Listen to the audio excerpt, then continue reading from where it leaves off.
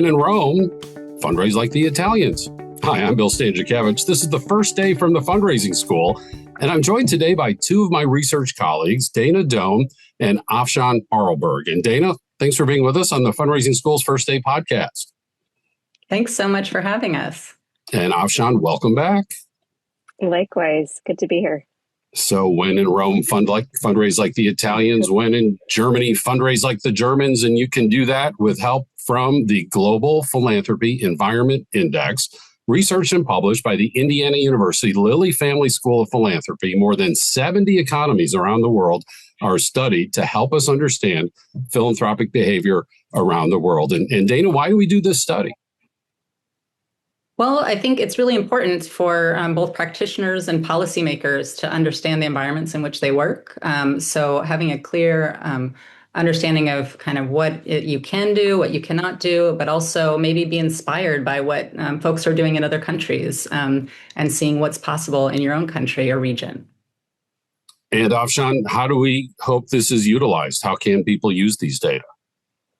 Yeah, great question. We're having a lot of conversations, but this is it's a policy and practice tool. And we see it as a value add for both individual and institutional organizations so that they can, use these insights to determine how to build strategy and how to build practices. So if they're entering new countries or regions with fundraising, what do they need to know about the current philanthropic environment? And if they're already operating there, what can they do to improve conditions and change policies to make it easier to engage in philanthropic activities?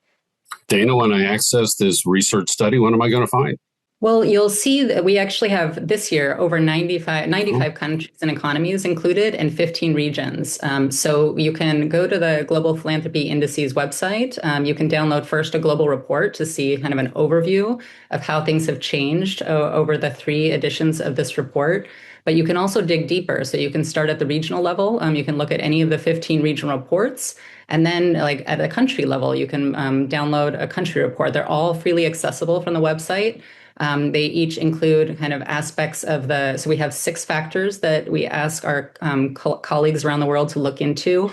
Ease of operating, so how to register, how enabling it is to just operate as an organization and to dissolve a philanthropy organization. But then we also look at tax incentives, both for giving and receiving philanthropic donations. We look at cross-border flows, how policies enable or limit inflows and outflows of philanthropy.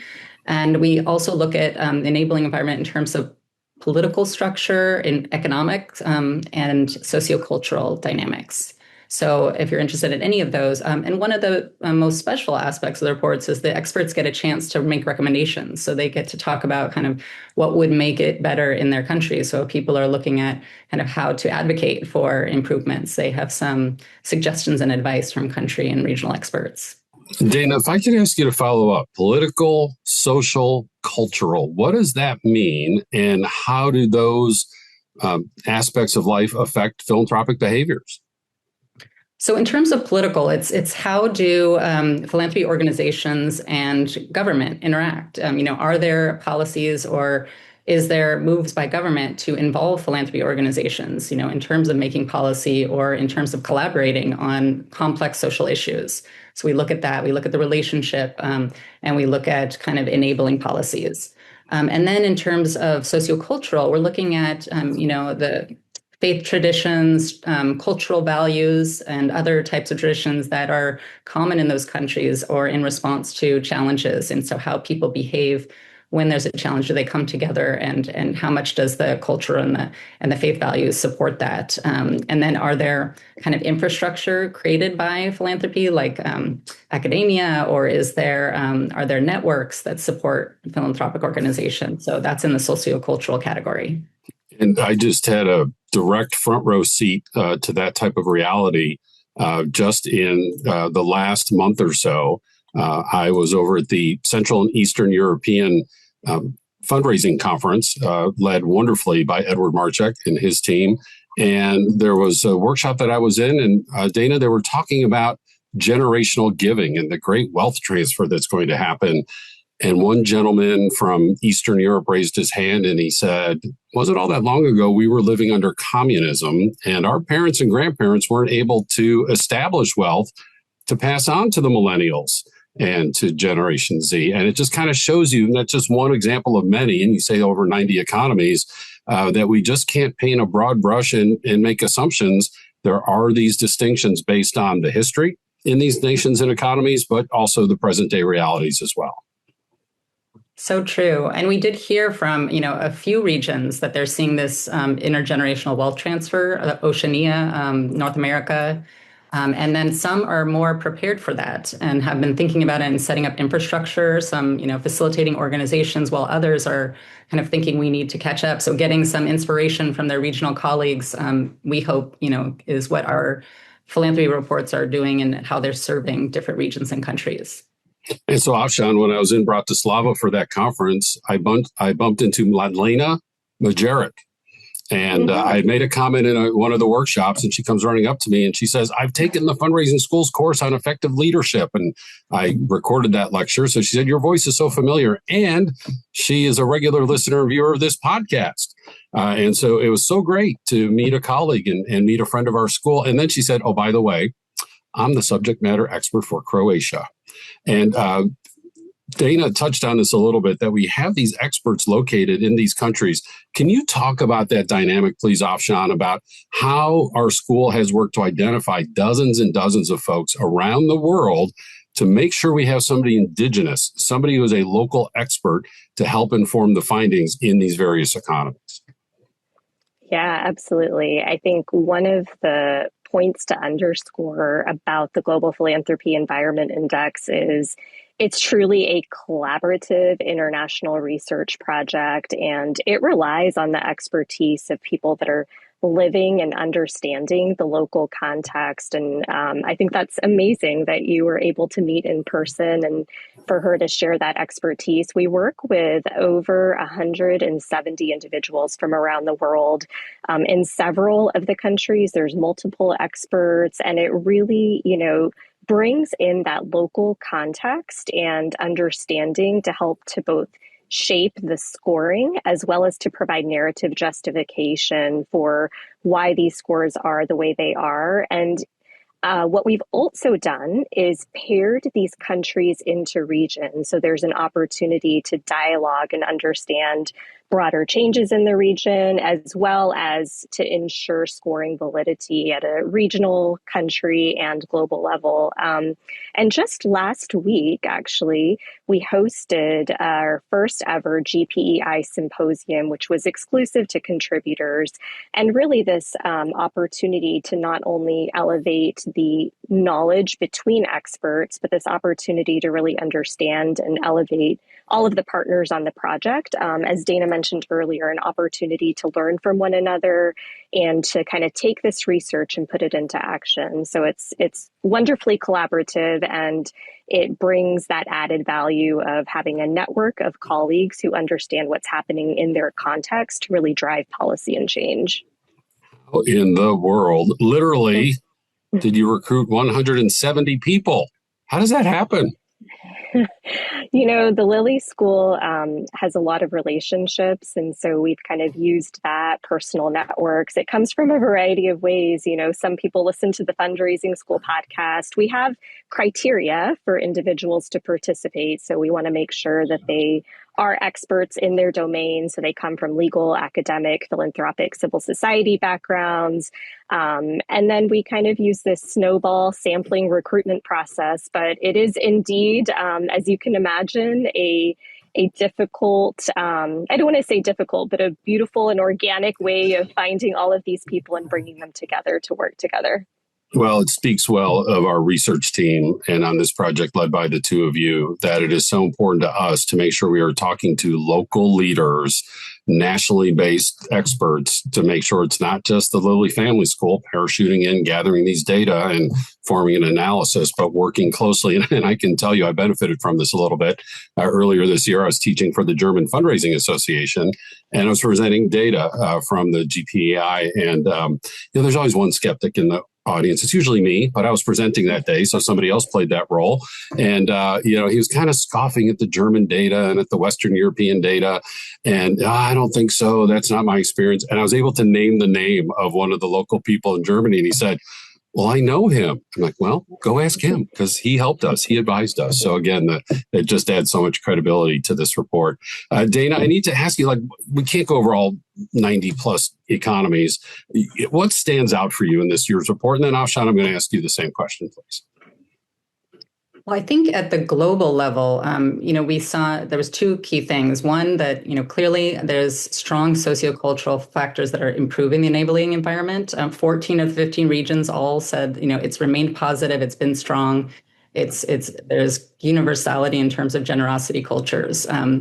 And then on the flip side, we've seen, this, which we were a bit surprised by, but this steady decline in philanthropic flows and the environment for philanthropic flows. And so when we did a little digging into country reports, we saw that, about over a quarter of the country reports were referring to these global standards to kind of address anti-money laundering and terrorism funding flows. And so it's kind of an unintended impact on philanthropy, perhaps, that these standards have made it a little bit stricter and so a bit harder for philanthropy to flow as well.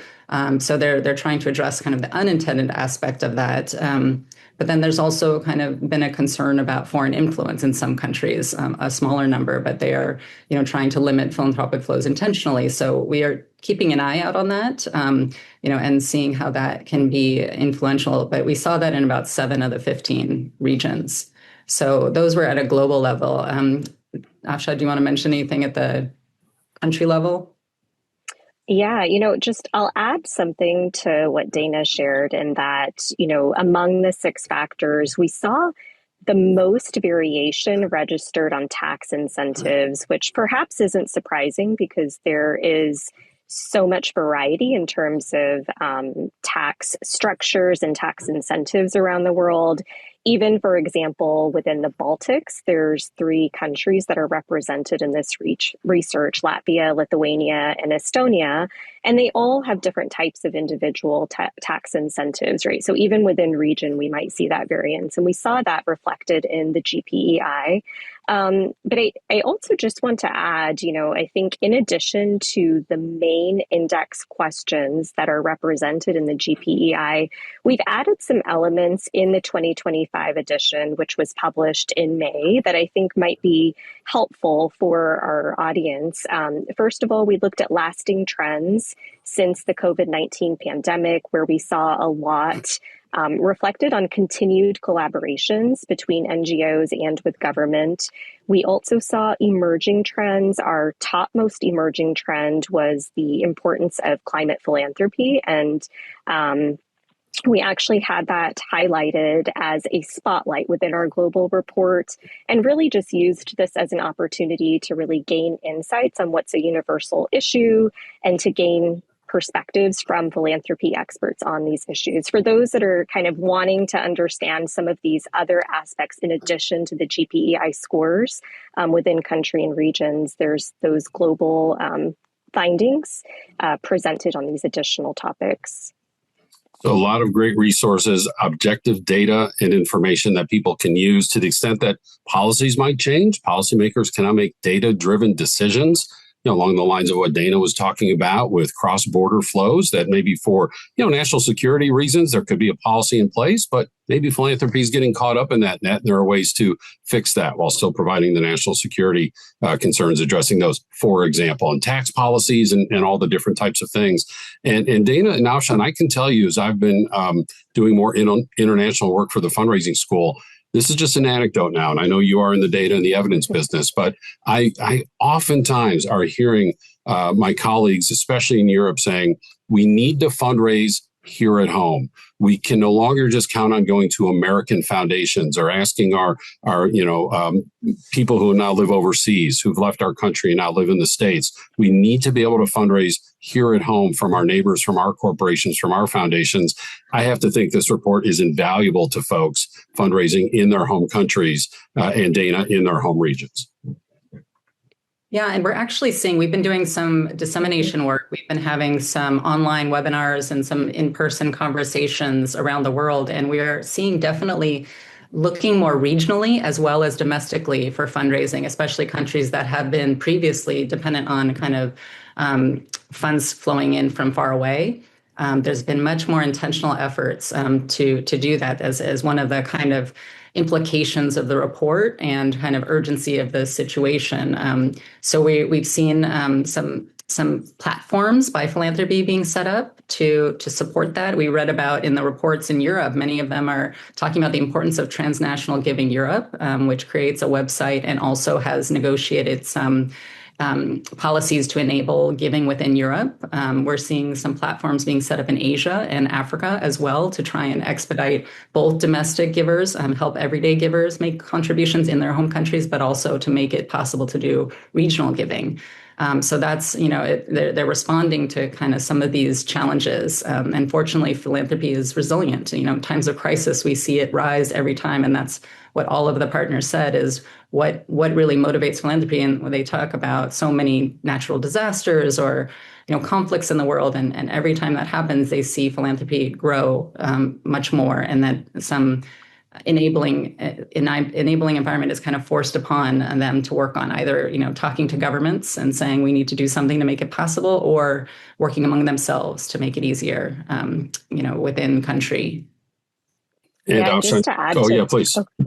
I just wanted to add to that. I think we're seeing innovative conversations too, where we're bringing this data into conversation. We had an event where we participated on a panel with our GPEI experts from Latin America and the Caribbean. And I thought it was really exciting to hear the ideas that were being generated, for example, in Mexico, where corporate giving plays a big role. How can that help to build trust and be embedded in this relationship with philanthropy, as well as in the Caribbean and Barbados, where tourism is a major industry? How can philanthropy be embedded in the tourism industry in order to kind of promote both of these concepts alongside each other? So I think we're hearing a lot of exciting ideas emerge from the data to help spark new ways of thinking about philanthropy.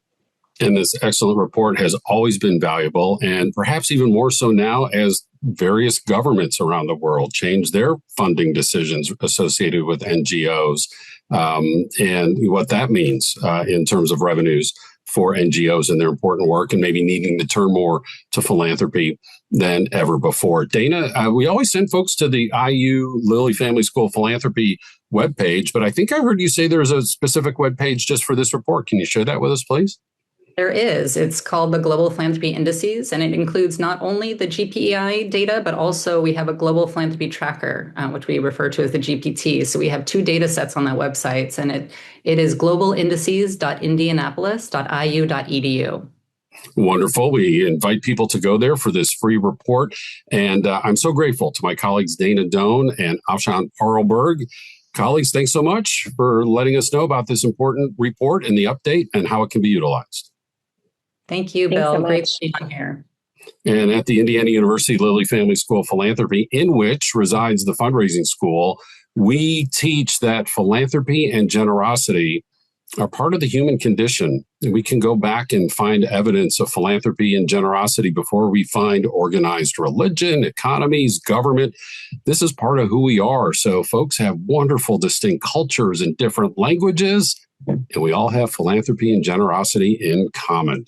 And this report can help you with your work in that regard. Meanwhile, back at the fundraising school, wherever you live in the world, you can take our classes online, either recorded or live in a virtual session. We have 10 in-person locations in the continental U.S. We're finding, by the way, more and more people coming from international locations to our U.S. cities for our courses. We can customize training just for you. We have our quarterly webinars, these weekly podcasts, and of course, our textbook, Achieving Excellence in Fundraising, the book now out in its 5th edition. All of our information is available also online at go.iu.edu/TFRS for the fundraising school. Grateful for my colleagues today producing, Angela Miller, our talented managing director of the fundraising school, as well as the Emmy Award winner, Mike Anthony. I'm Bill Stanczykiewicz. Now you are now more fully informed on this first day from the fundraising school.